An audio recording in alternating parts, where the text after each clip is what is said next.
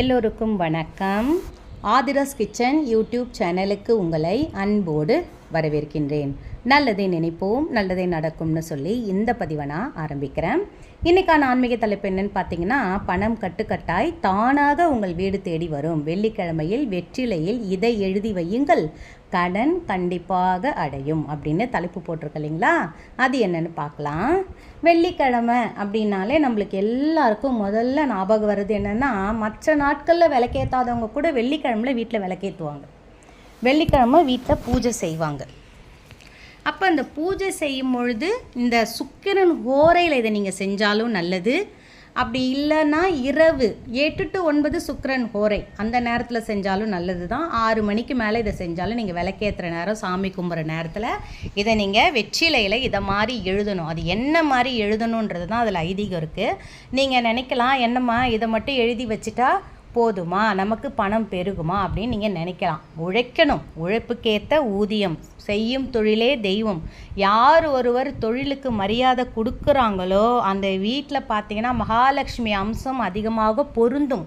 அப்போ நான் வேலை செஞ்சும் இல்லை, எனக்கு ஒரு இடத்துல நான் பணம் கொடுத்துருக்கேன், அந்த பணம் எனக்கு வர வேண்டிய நேரத்தில் வரல, எனக்கு சரியான நேரத்தில் என் சொத்து என்கிட்ட வந்துட்டா நான் நல்லா இருப்பேன், என் வீடு எனக்கு சரியான நேரத்தில் விற்று எடுத்தால் நான் இன்னொரு இடத்துல வீடு வாங்குவேன், நல்லா இருப்பேன் அப்படின்ற பணம் எதிர்பார்க்குற இடத்துலேருந்து உங்களுக்கு இந்த பணம் வந்து சேர இந்த விஷயத்தை நீங்கள் பின்பற்றுங்க. ஒன்றும் இல்லை, ஒரு வெற்றிலை வாங்கிக்கோங்க. ஒரு வெத்தலை வாங்காதீங்க, வெத்தலை பாக்கு ஒரு விரலி மஞ்சளும் சேர்த்து வாங்கிட்டு வாங்க வரும்பொழுதே. நாளைக்கு வெள்ளிக்கிழமையிலே போய் நிறைஞ்ச நாளில் வெள்ளிக்கிழமையிலே வாங்குங்க. நீங்கள் இதை இந்த வாரம் தவற விட்டால் கூட அடுத்த வெள்ளிக்கிழமையில் கூட நீங்கள் இதை செய்யலாம்.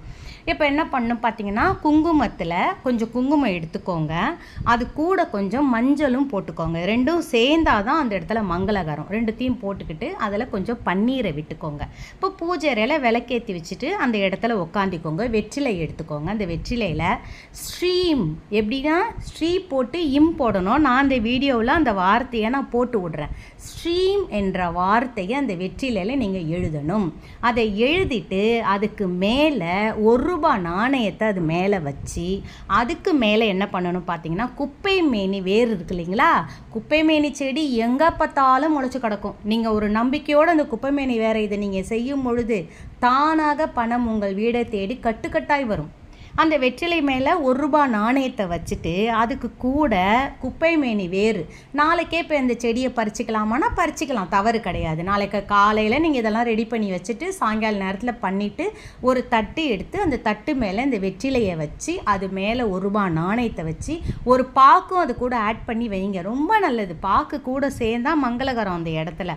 இந்த கொட்டைப்பாக்குன்னு சொல்லுவோம் இல்லைங்களா, அந்த பாக்கை வச்சுட்டு அது கூட இந்த நான் சொல்கிற அந்த குப்பை மேனி வேர், அந்த வேரை நீங்களே கூட பறிச்சுட்டு வரலாம். இது கடையிலாம் போய் கேட்கணும்னு அவசியம் இல்லை. அப்படி கிடைக்காதவங்க நாட்டு மருந்து கடையில் கேட்டு வாங்கிட்டு வந்து கூட இதை நீங்கள் வச்சு பாருங்கள். நிச்சயமாக சொல்கிறேங்க, பணம் பெருகும், கடன் அடையும். கடன் கண்டிப்பாக அடைந்தே தீரும், நிம்மதி கிடைக்கும், நல்ல ஒரு செல்வ வாழ்வு உங்கள் வீட்டுக்கு வரும், குடும்பம் நல்ல ஒரு மேல்நிலைக்கு செல்லும். அதுக்கப்புறம் அந்த வெற்றிலையை என்ன பண்ணணும்னு நினைப்பீங்க, வெற்றிலையை கால்படாத இடத்துல போட்டுடலாம். அந்த குப்பைமேனி வேற எடுத்து இப்போ நம்ம பணம் வைக்கிற இடத்துல வைக்கலாம். ₹1 நாணயத்தையும் அதே இடத்துல வச்சுக்கலாம்.